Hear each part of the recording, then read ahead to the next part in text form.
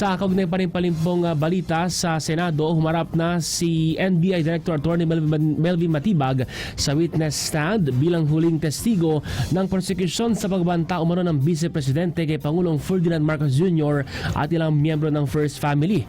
May persons of interest na anyang natukoy ang NBI sa munay banta ni Duterte at posibleng sa loob ng hanggang 6 na buwan naman matutukoy ang pagkakilanlan ng kinokontrata umanong asase ng Vice Presidente. Narito ang aking report. We already have established persons of interest na maaaring makapagturo o tumukoy dun sa taong kinausap ng ating Vice Presidente o maaaring isa rito sa tinatawag nating persons of interest ang siyang talagang nakausap ng Vice Presidente.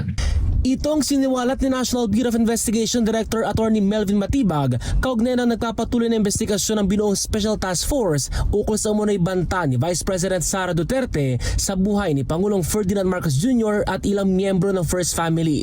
Si Matibag ang huling testigo na iniharap ng prosekusyon kaugnay ng Article 4. Tumanggi naman si Matibag nang tanungin ng prosekusyon na pangalanan ang sinasabing persons of interest. Ay makukompromiso po ang ating investigasyon at may lalagay po sa alanganin yung pong ating mga tinatawag na informants o assets na nasa ground na nagbibigay po sa atin ng human intel na tinatawag.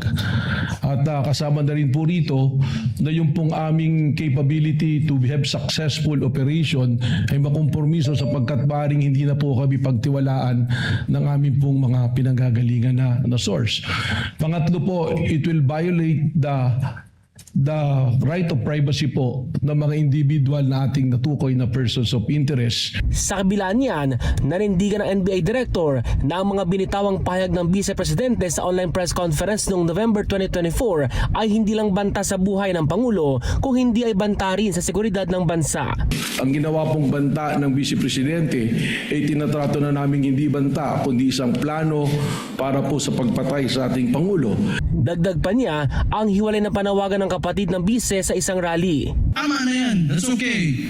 Isang ulo lang naman ang kailangan namin. Ang ulo ni Bongbong Marcos! Yung kanila pong aksyon ay nagkakaroon po ng epekto para kumilos sa mga nakakarinig, ang kanilang mga supporter upang maghasik po ng ligalig at kaguluhan po sa ating pong bansa at hindi na nirirespeto ang ating pong konstitusyon at wala na rin pong pagtingin sa ating democratic process.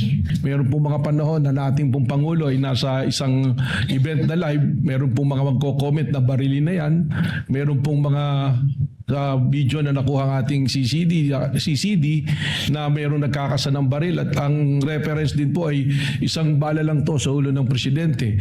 Ayon pa kay Matibag, kung titingnan din ang sinasabing pattern of violence, may kakayahan umano ang Vice Presidente na sa katuparan ang umano'y mga banta. Kabilang dito ayon kay Matibag, ang pagsapak ng Vice sa isang sheriff nung Davao City local official pa lamang siya noong 2011. Gayun din ang salaysay ng dating police officer at self-confessed member ng umano'y Davao Death Squad na si Arturo Las Cañas kung saan isang Vice sa tinuturing na arkitekto ng Oplan Tokhang o pagpatay sa drug users at pushers. She ordered us to lay low our killings through gun shooting because the media is asking too much. Just kidnap targets, then bury them in the quarry so they would go missing. Gayunman, tinutulan ng depensa ang pagpresenta ng naturang salaysay. Without the proper notarization and without the proper signature, then it is a mere scrap of paper. We cannot allow this witness to build his testimony based on this document. Desisyon ng presiding officer.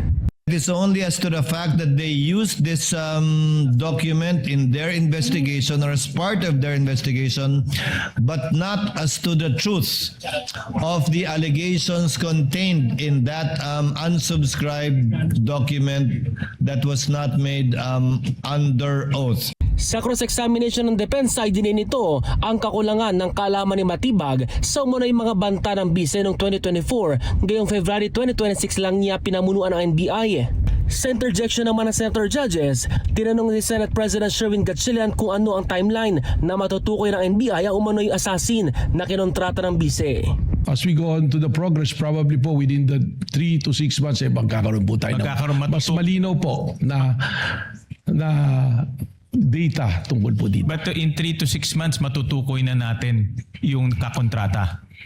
Yun po ang ating inaasahan.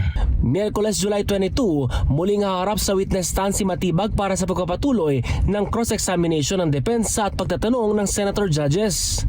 Inanunsyo rin ng impeachment court na walang idaraos sa trial sa Lunes, July 27, araw ng State of the Nation address ng Pangulo at Martes, July 28. Ace Cruz, Newslight.